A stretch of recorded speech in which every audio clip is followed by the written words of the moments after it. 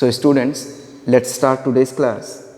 And as you know that I had told you about friction and whatever the factors affecting it and some reasons how friction causes. Got it? So next thing, as you all know that we are experiencing friction in our daily life. हम लोग friction का भाई experience करते हैं अपनी daily life में, because without friction I think most of the things whatever going to happen with us, that is not possible. Understand? कुछ चीज़ें हैं हमारी लाइफ में, कुछ चीज़ें क्या मोस्टली जो चीज़ें हो रही हैं हमारी लाइफ में विदाउट फ्रिक्शन हम कह सकते हैं वो पॉसिबल नहीं है. सबसे इम्पॉर्टेंट चीज़ भाई तो हमारा मूवमेंट जो है, वॉक करना. सो यदि हम वॉक नहीं करेंगे, एक प्लेस से दूसरे प्लेस पहुंचेंगे नहीं, तो फिर बाकी की चीज़ों का तो हम कुछ सोच भी नहीं सकते.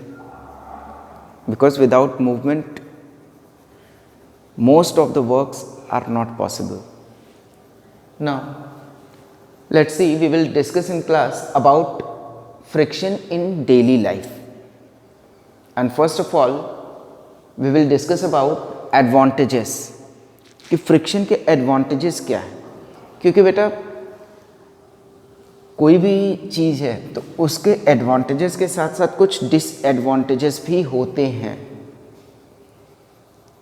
Clear? Like a coin. Coin होता है two faces. So everything everyone have two faces. So first of all हम फ्रिक्शन के पहले फेस की बात करेंगे about advantages of friction. Understand? So first thing, it enables us to walk by pushing our feet against the ground. भाई हम walk करते हैं तो वॉक करते हैं तो सिंपली बस ये लगता है कि नहीं we are walking, but walk करने के दौरान during walking what is going on, we are pushing our feets against the earth, against the ground. हम अपने फीट को क्या करते हैं भाई, हम पुश करते हैं against ground. That enables us to walk. And if there is no friction between our feet and ground, then what will happen? We are going to slip. हम slip कर जाएंगे. So that's why friction enables us to walk by pushing our feet against the ground. और बेटा आप लोगों ने ये experience भी किया होगा कि जो स्मूथ सरफेसेस होते हैं वहाँ पे आप देखेंगे तो आपके पैर जो हैं वो स्किड करते हैं while walking. But that is not going to happen if the surface is little bit rough. Rough कहने का मतलब बेटा कि यदि सरफेस कहने का मतलब हमारा एक फीट हो गया और अर्थ ग्राउंड, तो दोनों के बीच में यदि कुछ ग्रूव्स हैं जहाँ पे फ्रिक्शनल फोर्स सफिशिएंट है, there we can walk easily. But if the frictional force is not sufficient, यदि वो reduced है, कम है, तो क्या होगा? We are going to slip. Next thing, cars, buses and other vehicles moves on roads. हम बहुत सारे vehicles को देखते हैं बेटा वो roads पे move करते हैं safely because of friction between treaded tires and surface of the road. क्यों?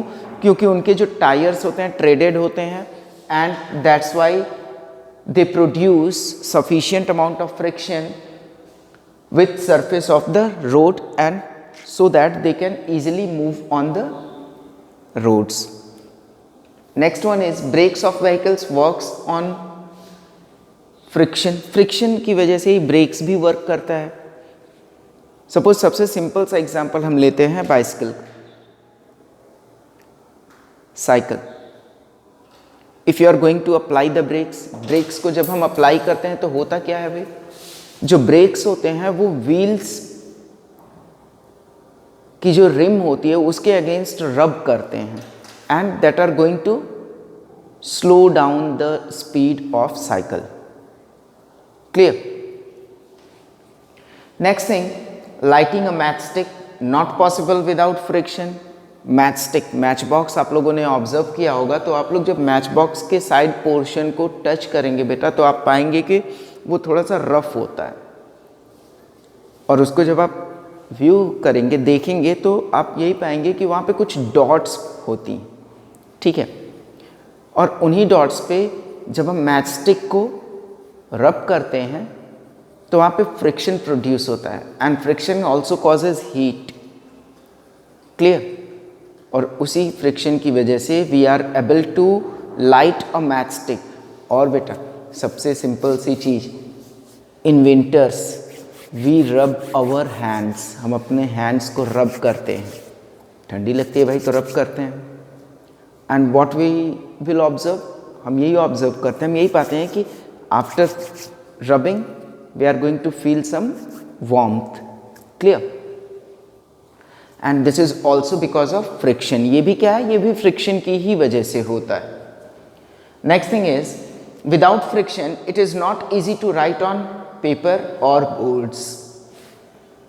फ्रिक्शन के बिना भाई यदि पेन, मार्कर और पेपर और बोर्ड, इनके बीच यदि फ्रिक्शन नहीं होगा, then we are not able to write. Got it? It causes nails and screws to hold on walls. लो भाई, nails and screws को भी वॉल पे टिके रहने के लिए फ्रिक्शन की ज़रूरत होती है। Got it? So this is all about the advantages of friction in our daily life. ये तो था भाई advantages क्या क्या होते हैं, but as I had told you that each and everything have two faces. First one is advantage and second one is disadvantage. So let's move towards disadvantages of friction. तो disadvantages की बात करें, कोई ज़रूरी नहीं है कि जितना advantage हो उतना ही disadvantage होगा, but there are some disadvantages of frictions also. First one is it causes wastage of energy. क्यों भाई wastage of energy क्यों हो गई? Because we all know that friction opposes the force. Friction क्या करता है भाई, फोर्स के अपोजिट डायरेक्शन में लगता है, अप्लाइड होता है, क्लियर। तो उसके लिए हमें क्या चाहिए, पहली चीज़ तो हमको ये करना होगा कि हमें फ्रिक्शनल फोर्स के इक्वल का फोर्स लगाना पड़ेगा, ठीक है। तो अगर हम इक्वल का भी फोर्स लगाएंगे, we are unable to move any object. So हमको क्या करना है, we have to apply force greater than the frictional force, whatever the force that is acting against the force applied by us, clear। so यहाँ पे क्या हो गया, wastage of energy हुई कितनी, जितना कि हमको फोर्स लगा फ्रिक्शनल फोर्स को इक्वल करने में, क्योंकि भाई उसके बाद की एनर्जी जो हम लगा रहे हैं वो तो हमारी कंज्यूम हो जा रही है, बट फ्रिक्शनल फोर्स के इक्वल आने के लिए हमें क्या करना पड़ रहा है, हमें अपनी एनर्जी वेस्ट करनी पड़ रही है। Got it? Next thing, it wears out the rubbing surfaces. अब भाई दो सर्फेसेस जब रब करेंगे आपस में तो वो वियर आउट होंगे। Got it? फॉर एग्जाम्पल, सबसे बेस्ट एग्जाम्पल है भाई सोल्स ऑफ शूज़। आप लोग देखते होंगे आफ्टर सम टाइम्स जो सोल्स हैं शूज़ के वो क्या करते हैं, they are going to be wear out, and similarly some machinery parts also going to wear out after some times. Why? Because of friction, and no need to worry about that, we will discuss about some more things related to these. How can we reduce friction? We will discuss about that in our next class. So next thing, it generates heat. ये क्या करता है भाई, ये heat generate करता है। तो generation of heat is not harmful for us always, हमेशा तो भाई हार्मफुल नहीं है। फॉर एग्जाम्पल विंटर्स में रब किया हमने, हीट एनर्जी प्रोड्यूस हुई, so that is useful for us. But harmful कब होगा, Sometimes it will be harmful, like heat produced in fast moving machines can cause to damage. अब क्या होता है, मूविंग मशीन्स हैं, they are moving at a faster speed, so जो heat produce होगी वहाँ पे लार्ज अमाउंट में होगी, and that will be harmful, that can damage that machine. Clear? And that's why we use to provide, we used to arrange a proper device or any device that used to cool that machine. ठीक है, उसकी cooling के लिए बेटा हम एक proper arrangement करते हैं. अंडरस्टैंड? क्यों अरेंजमेंट करते हैं? To avoid the damage that is being done by the heat produced because of friction. Got it?